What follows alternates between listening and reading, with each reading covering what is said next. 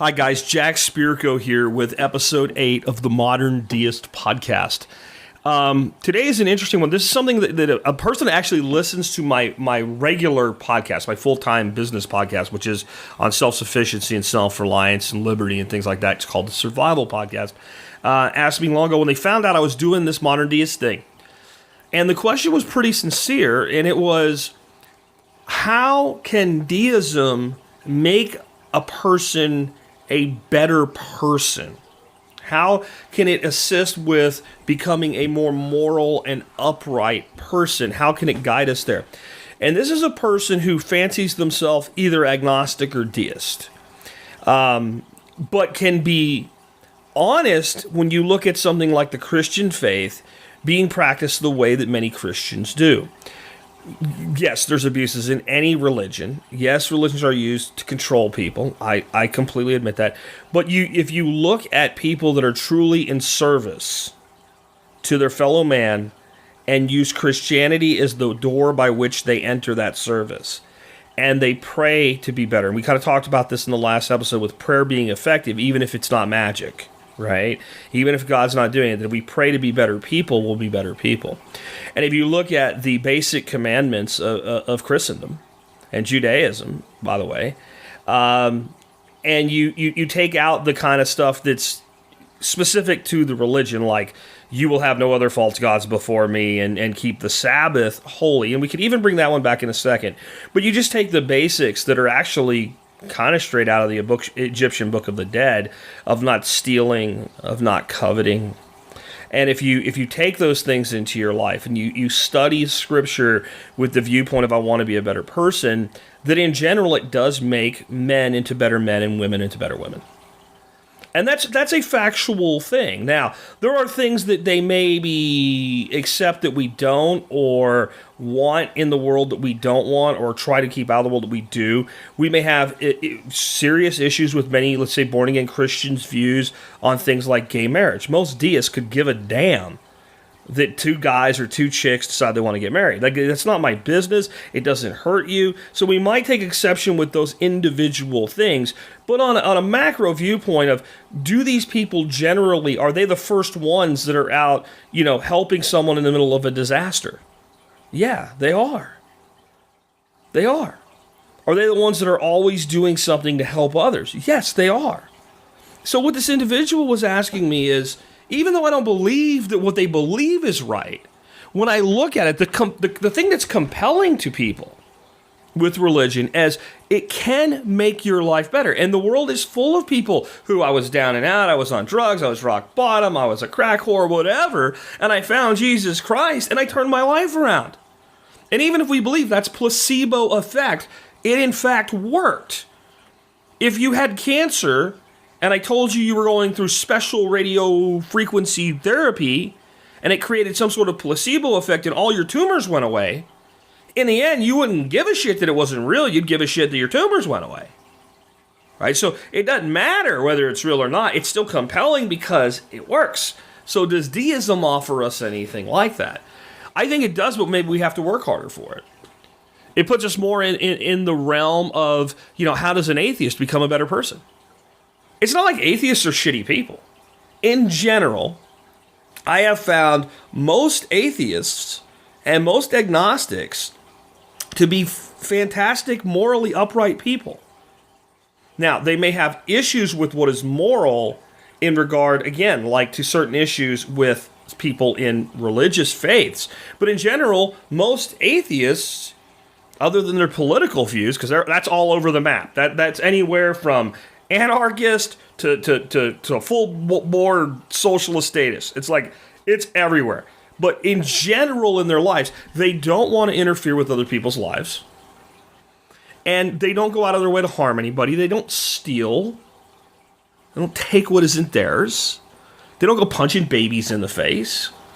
But yet all men, all women, when I say men, I mean humans, all humans, have weaknesses where we fall morally short of what we want for ourselves, not just what society expects of us. We have innate within us, and I believe it is part of our creation, a moral code that creates something called remorse. It's That's why I believe that, like, the psychopath, the sociopath, is physically damaged in some way. Now, it could be from birth, but I believe there's a wire crossed that's not working right. When a person can commit harm on someone else and feel no remorse, there's something wrong with that person. That is not a normal condition. We have that feeling, and that remorse allows us to go, even when it's not a big thing, I did not handle that as well as I could have. I'd like to handle it better next time. This comes sometimes because there's consequences. Just put it this way. There's consequences to being an asshole. You can be an asshole. It's not against the law. But if you're an asshole to enough people for the wrong reasons, then your life gets harder. So there's a consequence-based thing, and that's what keeps most sociopaths from grabbing a hatchet and chopping heads off. Consequences. But there's an internal morality that's equally there for healthy people that are mentally and spiritually healthy, that I want to do better. And again, the atheist has this. And if they're right, and there is no God and there is no spirit, and when you're dead, you're just worm food, and life really did just come up out of the dirt, then it's part of our genetics. And if we're right, then there's something about morality that's written into the code of creation itself. That's what I personally believe, because I believe it is too powerful for it to be simply happenstance. But it doesn't really matter. It means that all of us have the ability to improve ourselves. And just like when I started earlier, the diet analogy, you have to look at the Christian way, or the any religion's way is like a form of a diet when you're evaluating its effectiveness in actually making the person better. They all work. It's just how well do they work, and how do they work, and what does it require of the person participating in it for it to work to the best end. When I look at that as a deist, I think that what is most important in becoming a solid, upright person that does well for others is an internal discipline and desire to do so. And that consequences are for people in very low levels of that development. So when you have a little kid, for instance, there's certain things you don't want them to do before they're old enough to have internal discipline, because not only might it get them into trouble, it might get them hurt. So you might create alternative consequences, because the consequences of continuing to your behavior might be getting run over by a car. So the consequences of initiating the behavior is to create another uncomfortable consequence for you, which means I'll take away something you have, or I'll put you into a position where you cannot get outside or whatever, and I'll create a different consequence. And until you begin to adapt your behavior, the consequences will continue. And that's basically how society works. If you steal from somebody a small amount of things, there's a consequence. And the more often and the more you steal, the worse the consequence gets. And that, in some levels, prevents theft or reduces theft, because nothing prevents theft. It happens. But as people grow and mature emotionally and spiritually, consequence gets replaced with internal discipline and a desire to do the right thing for right's sake alone. And one not need believe in God for that to occur. Again, atheists do this too. The question we're back to again, though, is as a deist, can I fine-tune that? Can I enhance that? And I believe we can. I believe if we look at ourselves as part of the overall creation, rather than just an accident of nature, then it should instill in us a sense of obligation to, on some levels, be watchers over the bit of the creation that we can impact. Not some self-delusion that we're going to save the world or something. We're not Scientologists, for God's sakes. But an understanding that, yes, I affect this piece of ground right outside of my home. I affect this person that I see every day. I interact with this plant, this animal, this dog, this cat, this world. People, now that we have the interconnectivity of the internet, which I know that seems like for many people like, well, that's always been that way. If you're like 20, you don't even know a world without it. But being a guy just in my 40s, not that old. I remember the 1980s. There was nothing like this. If I wanted to get a message out like this, each one of these would have to go onto a cassette tape and be mailed to somebody. I could never have afforded. The only people that did that were info marketers trying to make money. Could have never afforded to put out this message to a few hundred people that want to listen to it. But now that I can, my interaction with you has an effect on you. Now you decide in what way. But I can do that because I'm motivated economically, which I'm not. This podcast does not make money. It's not really intended to. I have a full-time business for that. I can be motivated by consequence because I can believe that, like, oh, I need to do this so that other people will be good, but I'm not because I don't think that my pay grade is that level. So the only thing left to motivate someone to do something like I'm doing right here is a desire to help others. That's an internal discipline to do more for the people and things around you. And that is driven innately in this situation by my belief as a deist in a creator and a creation. And I think if we are going to do things like I talked about in the last episode, like contemplation, that I guess is the deist version of prayer, of our state and place in the universe, basic meditation, looking at nature and marveling in its beauty and our opportunity as creative beings to observe and interact with that nature, to improve it and to avoid damaging it, then I believe we will be better people morally in all walks of life, because we will ask ourselves internally, even if we don't think about it, a question. And that question is what I'm doing good? Is it right? It's a very subjective question. And two people might answer it differently. But there's basic boundaries of humanity and basic innate human morality, unless, again, a person's somehow mentally defective, that even though there might be 10 different things we would disagree on, human beings in general kind of have a common point of demarcation where this is no longer acceptable. This is no longer okay.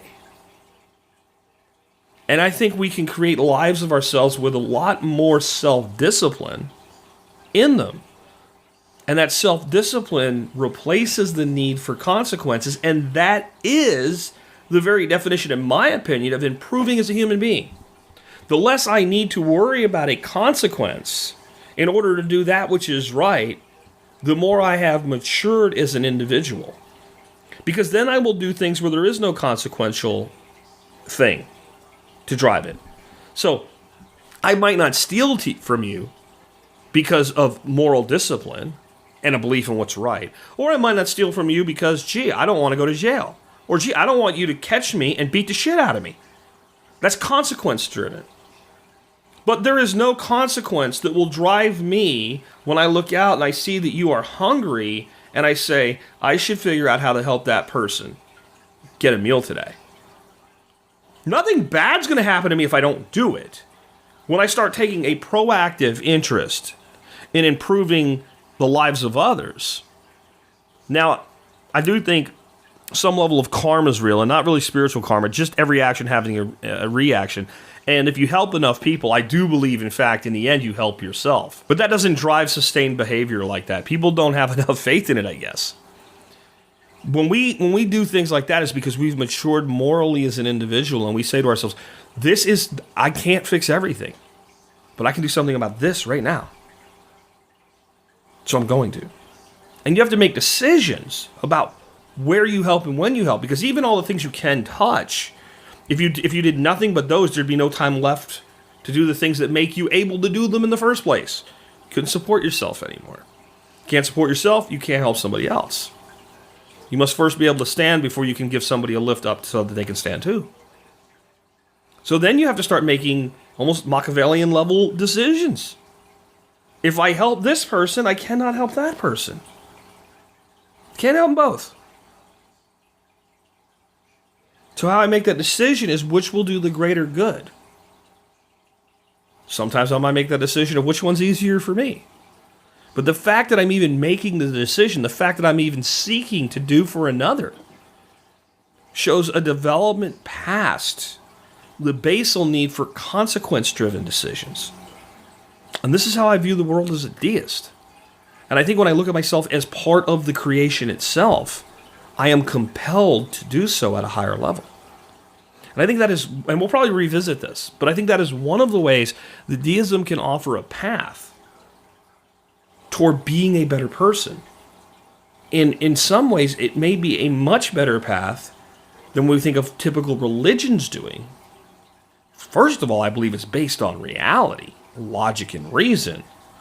But second of all, I believe it requires an admission that it is your responsibility, because so many religions and faiths place that burden upon God. I can't do it without God. Therefore, God must do it for me and through me, and therefore my personal responsibility is lessened. As a deist, I don't believe God works that way. And therefore, it's all on us. And we can derive strength from knowing our place in the creation, but it's up to us to do it 100%. And that's something that makes me very joyful in my life in choosing this path. Anyway, I hope you guys enjoyed this show. Remember, you can always learn more at moderndeist.org, and through that site you can give me feedback. Please let me know what you'd like to hear on the next episode of the Modern Deist Podcast. If you're listening on YouTube, just use the comments below.